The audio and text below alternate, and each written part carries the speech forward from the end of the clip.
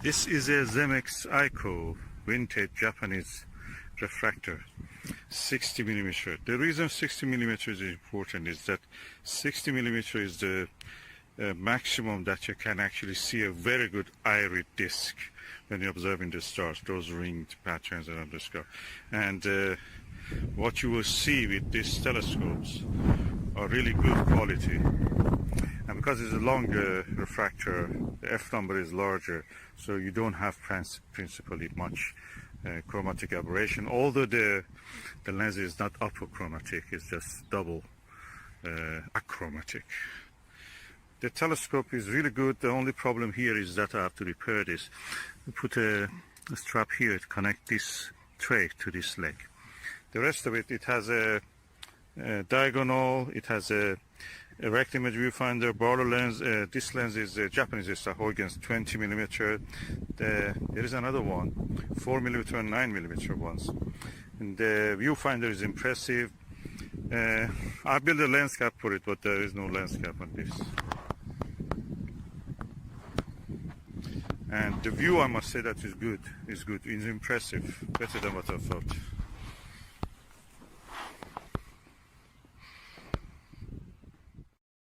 Okay, this is the only 60 millimeter telescope that I have. The mount of it is really impressive. What is impressive is the mount, and it has this declination and other adjustments. Really impressive. And 3 proper tension bars, tension screws just to adjust the viewfinder. The mount is at the edge of being portable and or difficult, so it is really nice in that sense. Butter smooth, the movements really good and smooth, as you can see. Quite easy to move it around.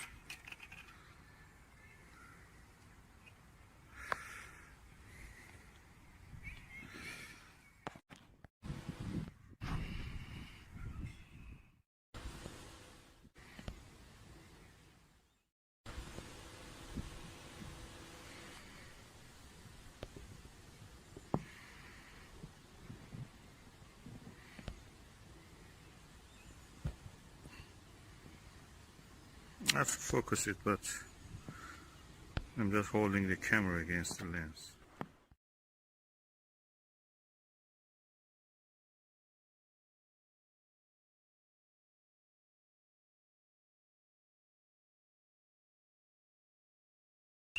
Okay, tonight is the night of the classical telescope, so I'm going to observe with this Zemex telescope. It's a 60 millimeter refractor, and I'm using the 32 millimeter Butter Classic Plusle. The moon is in the higher sky. It's a little bit past the first quarter, and I'm looking forward to observe that.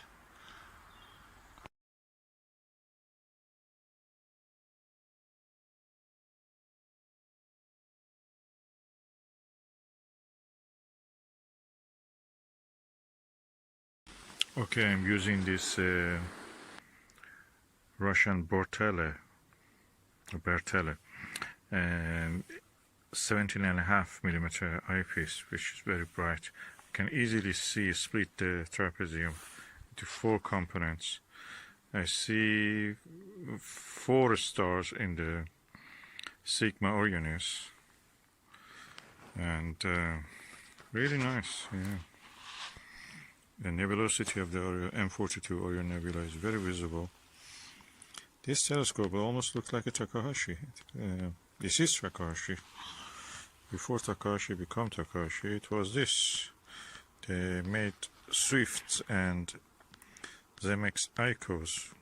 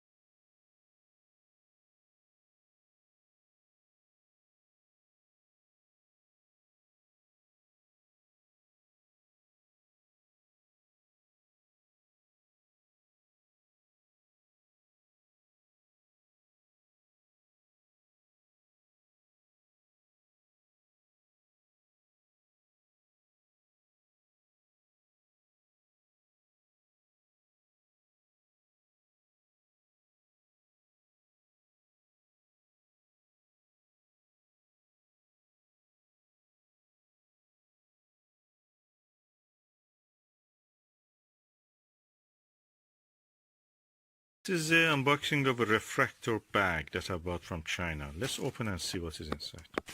Okay, let's open it. I'm opening it. As you can see, it's quite squeezed into tiny space, but it's supposed to take a refractor up to 90 centimeter or 1 meter. Let us open the second layer of protection and packaging. Okay, now I've cut this and let's see what is inside.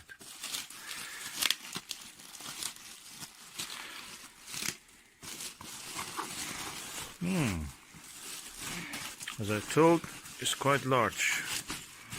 It easily can take 1 meter refractors.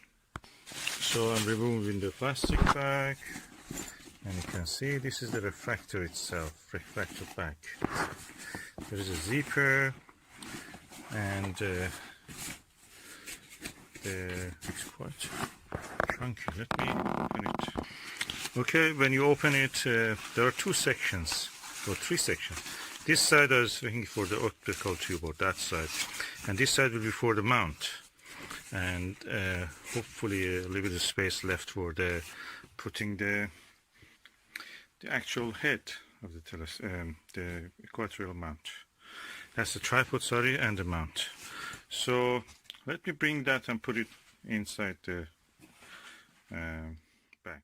This is the Zemex-Eikow refractor, classic vintage Japanese refractor, very good quality refractor, which I'm putting here. I removed this star diagonal because I don't want the stress to be applied on this. So the tube comes in this side and the tripod goes to this side. There is a little space here left which I can put the mount head with care. Let me see. And the control handles knobs goes here, both of them. And the counterweight I'll put in the pocket which is outside. Just having a look. And accessory tray, I'll put it in the middle part. Probably that's the best place to have it. Yeah, let's see how it goes. Okay, as you can see, I have removed now the eyepiece, 20mm eyepiece with the star diagonal, so there is no danger that it may break the thing. And the counterweight neatly is placed here, and it's stored safely. So let us close everything and see how it is.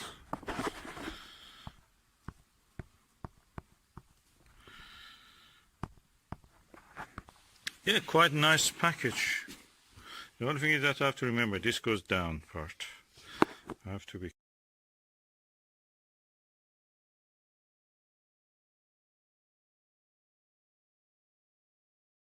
telescope here, I'm wondering which one I have to get. This one is a Zemex-Eikow 60mm, very good portable telescope. It's a butter smooth Kronos telescope, 120mm, double the aperture of this one. Which one do you think I should get? Difficult. I have to choose. Which one is the best?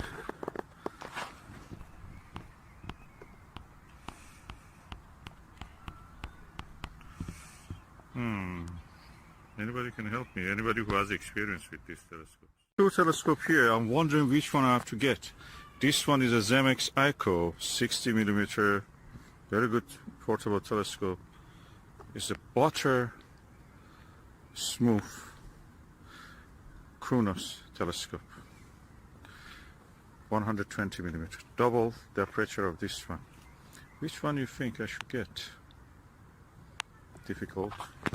I have to choose. Which one is the best?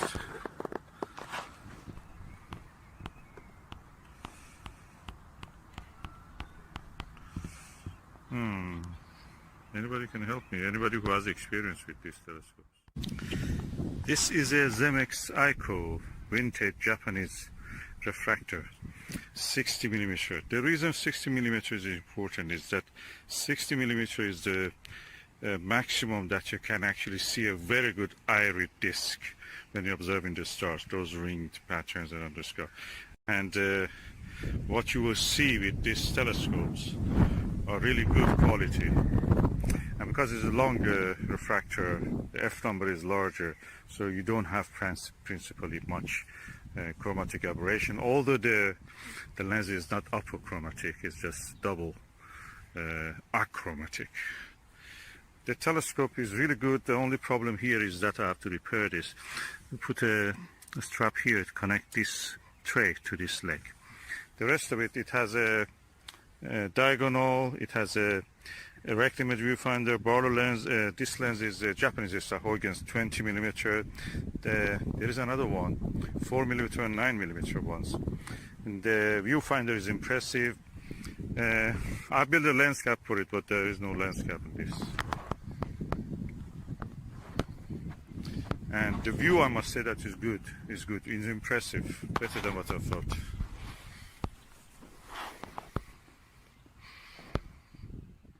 This is a Konos Super 120 refractor.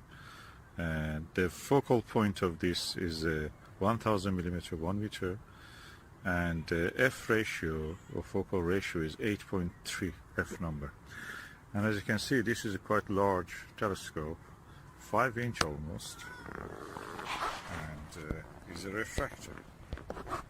You can see the lens. Let me turn on the flash so you can see what it is.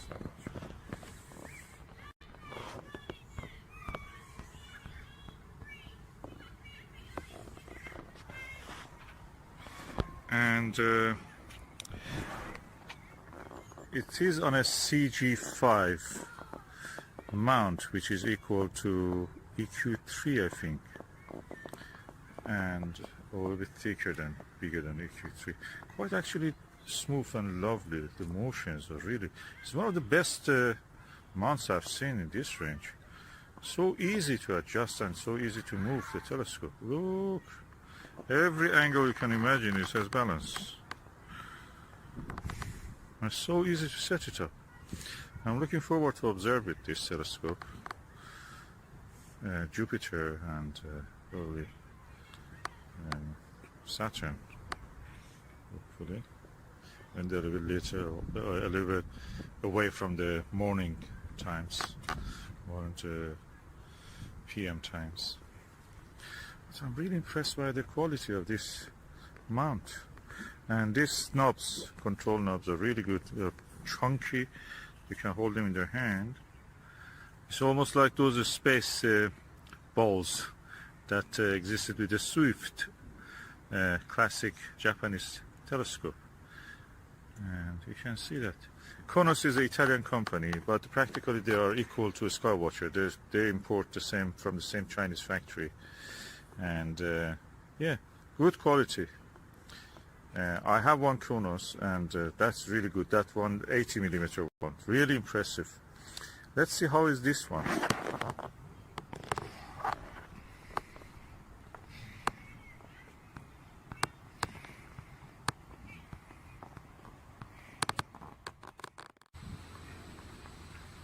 As you can see, I'm now looking at a pine tree, and you can see the new pine cones are coming. The quality of the image is good, I can say.